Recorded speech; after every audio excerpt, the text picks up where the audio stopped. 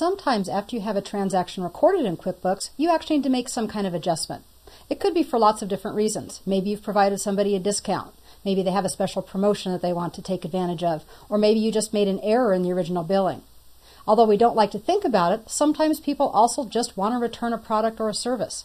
Unfortunately, when you're in business over a long period of time, that's bound to happen, at least once in a while. We simply need to know how to accommodate these adjustments within QuickBooks. In addition, we also need to know how to make statements.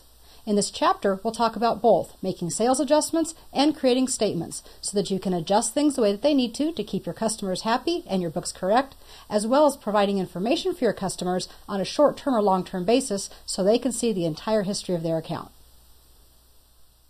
There are a couple of different ways that you can provide credits or discounts to your customers.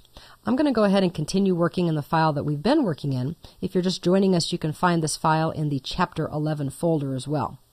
What I want to do is I want to actually create a discount by using a discount item. So I'm going to move over to the Create Invoices link, give that a click, and I'm going to create a brand new invoice for one of our customers, Sharon Marsh. There we go. Now Sharon wants to have some training, of course, so we're going to use the item code, and let's say she's interested in some advanced word training. So far, this is what we've always done. We know what we can do with this. One option would be to come over and actually do the math right in this line item. Type in 225 times, say, 0.7 if we're giving a 30% discount. The problem with that method is it doesn't actually show us the discount. We can't keep track of how many discounts we gave. It just gives us less money in our receivables and those types of reports. So a better option is to use the discount item. And we created one when we were creating our inventory. I'm going to go ahead and choose that. We technically called it the certification discount. If you want to keep different types of discounts separate from each other, then you should create different items. In this case, I'm just going to change the description on it, and I'm going to say discount on word training.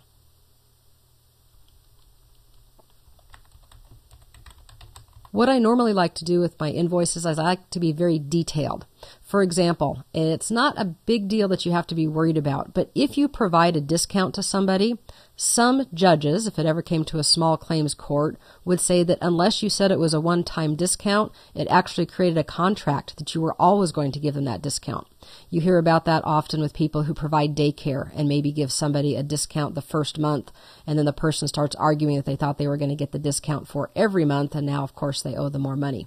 So you might put one-time discount on word training, or something else that just tells them that this is only a one-time thing. It's not something that they should expect all of the time.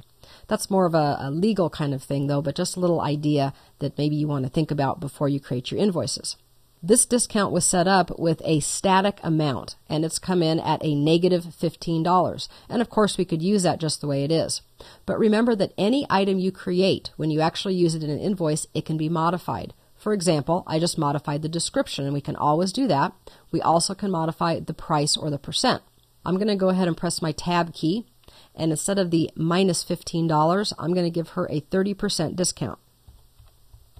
I simply type in the 30%, press Tab, and now it's a negative $67.50. Also notice that I typed in a positive 30%. The computer knows that it's a 30% discount, so it changes it to a negative 30%. So that's one way to do this. I'll go ahead and save this invoice, lower right-hand corner, and that'll get us back to our normal screen. And the second thing that I want to do is show you that another option is to simply void an invoice.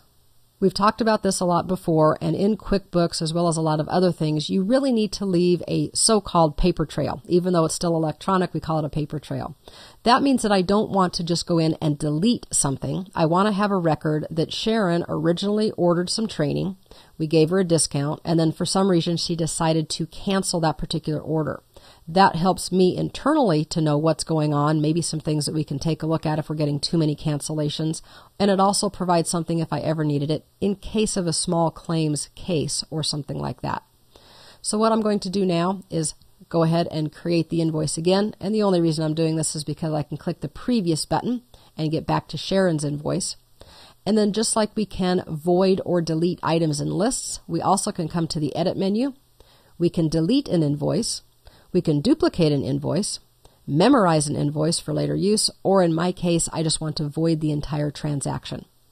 When I click on void, you'll notice that everything I had is now zeroed out. They still show what was provided. Okay, it's still showing the original word training and that I was providing a 30% discount. But if you look at the far right column, it's all zeroed out because the left column, which is the quantity, has also been set to 0.